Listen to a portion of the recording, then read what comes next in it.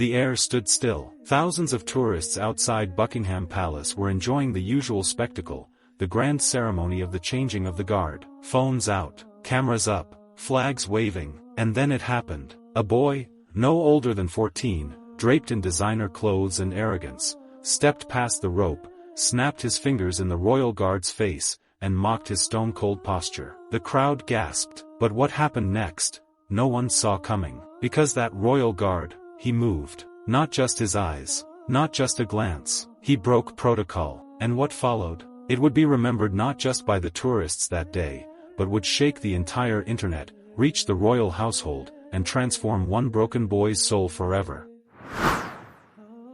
But let's rewind.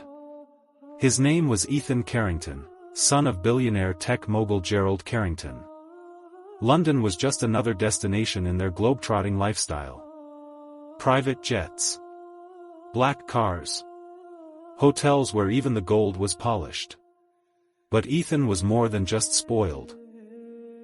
He was angry. Behind every expensive jacket and smug grin was a boy abandoned by love. His father, constantly absent. His mother, lost to depression years ago. His soul?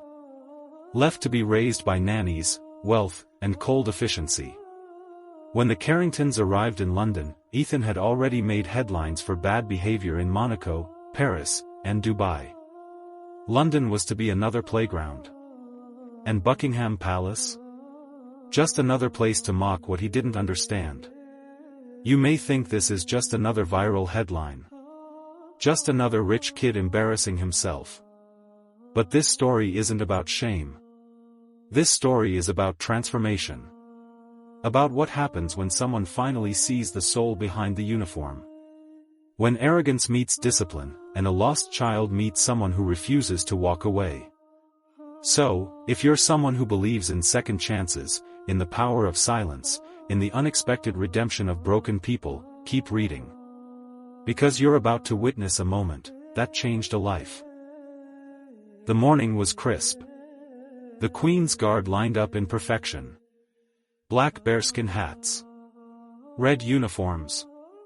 Impeccable synchronization. And there, Royal Guard Sergeant Thomas Blake, 39, stood like a statue.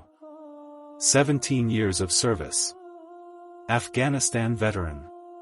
Medals hidden beneath his coat. A man who had lost friends in war but never his sense of duty. And Ethan?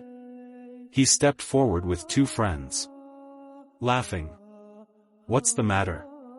Can't talk? Are you a robot or just dumb?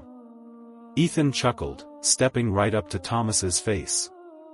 Do something, soldier boy. Snap. He clicked his fingers. Gasps. Cameras. Thomas didn't flinch. But Ethan wasn't done. He made a mocking salute, waved a 100-pound note, and said, "Smile for a tip." That's when it happened. Thomas moved. He stepped forward. Slowly. Deliberately. And in a voice like thunder whispered. Step. Back. Now. The crowd froze. Ethan, for the first time in years, didn't laugh. And in that moment, when arrogance met unwavering strength, everything began to change. After being escorted away by palace security, no arrests, just warning, Ethan expected his father to bail him out, blame the staff, maybe even sue. But something different happened. A quiet knock on the hotel door that night. Not security. Not press. But Royal Guard Sergeant Thomas Blake himself. In full uniform. I came, Thomas said calmly, not for revenge. But because I saw something in you I once saw in myself. Ethan blinked. What? Thomas removed his hat. His scar, just above the eyebrow, legacy of a roadside bomb in Kandahar, was visible now. Do you know what this uniform means? He asked. Ethan shrugged. It's not just tradition. It's not just protocol. It's pain. It's brotherhood. It's showing the world that no matter what breaks us, we stand tall. Ethan tried to laugh it off. And what, you think I'm broken? Thomas stared. I know you are. Silence. And that's when Ethan, this boy wrapped in pride and wealth, broke. I don't even know who I am anymore, he whispered. I just wanted someone to notice me. I'll make you a deal, Thomas said. Tomorrow. 5 a.m. One day as a trainee under me. You show up, good. You don't, I'll walk away forever. Ethan frowned. You're joking. But Thomas just turned. You want to offend a guard? Learn what it takes to become one. At 4:59 a.m., Ethan arrived. Hoodie. Sneakers. No camera crew. And what followed? Brutal. He ran until he puked. He stood still for hours while his nose itched. He learned about fallen comrades. He watched a royal guard cry while talking about a best friend lost in Afghanistan. And he stood beside Thomas, silent, as they cleaned memorial stones at dawn. This isn't just a job, Thomas whispered. It's a promise. To country.